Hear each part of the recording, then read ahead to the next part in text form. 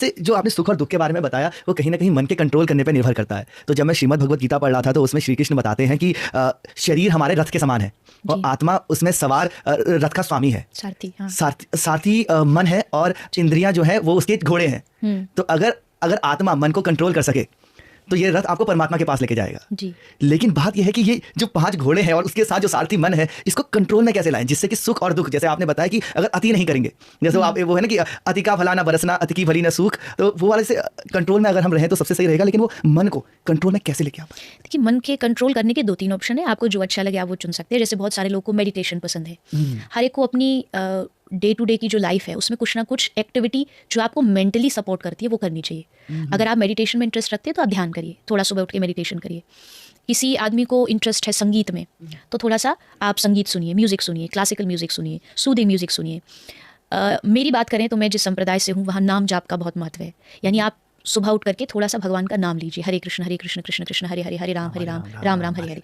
तो ये जो मन क्या एक मशीन है, जैसे हर टाइम मशीन को ऑयलिंग चाहिए होती है टाइम टू टाइम, अदरवाइज उसमें जंग लग जाएगा। तो मन में यही हो रहा है आजकल, ये डिप्रेशन क्या जंग लग गया, एंजाइटी क्या जंग लग गया, क्योंकि ऑयलिंग नहीं हो रही, क्योंकि आप भगवान का नाम नहीं ले रहे, आप ध्यान नहीं कर रहे। तो अगर आप जब तक वो नहीं करेंगे आप अपने माइंड से ओवरकम नहीं कर पाएंगे।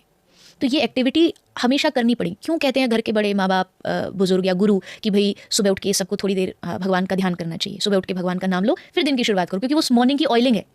जैसे शरीर 2 भागों में बटा है, बहुत सिंपल बात में कहूँ तो हार्डवेयर सॉफ्टवेयर। हार्डवेयर है ये शरीर, इस हार्डवेयर की हम रोज सफाई करते हैं, नहाते हैं, ब्रश करते हैं, ये हो गई हमारे हार्डवेयर की सफाई। पर एक है सॉफ्टवेयर, हमारा मन, हमारा चित्त, हमारी बुद्धि, हमारी इंद्रिय, उसकी हम सफाई नहीं करते। वाह, कितनी खूबसूरत तरीके से समझा दिया आपने इसको। वो जब तक आप मन को डेली साफ नहीं करेंगे, मन को भी रोज नहलाना पड़ेगा। शरीर को नहला रहे हो, मन को नहलाया जाएगा भगवान के नाम से, पूजा से। जब आप सुबह उठ करके दिन की शुरुआत अच्छी तरीके से करते हो, पहली बात तो ये जो सुबह उठते ही जो जिनका फोन सिस्टम चालू हो जाता है, ये मुझे लगता है आपकी निराशा का सबसे मेन रीजन है। क्यों? क्योंकि आप मॉर्निंग में दिमाग को क्या दे रहे हो, कचड़ा, सारी गंदगी, जितनी भी नेगेटिविटी है वो सुबह उठते ही आपके माइंड में स्टोर हो रही है। जैसे बहुत सारे लोगों को सुबह सुबह न्यूज़पेपर पढ़ने की बहुत आदत होती है, ये भी नेगेटिविटी दे रहे हो आप। सबसे ज्यादा दुख न्यूज़पेपर में ही पता लगता है। न्यूज़पेपर में ये मर्डर हो गया, ये मार दिया, ये वैसा हो गया, तो क्या जा रहा है? आपको लगता है खाना जो आपके जीभ से जा रहा है वही आपकी बॉडी में लग रहा, नहीं, जो विचार जा रहे हैं वो भी आपके मन पे डायरेक्ट इफेक्ट करते हैं।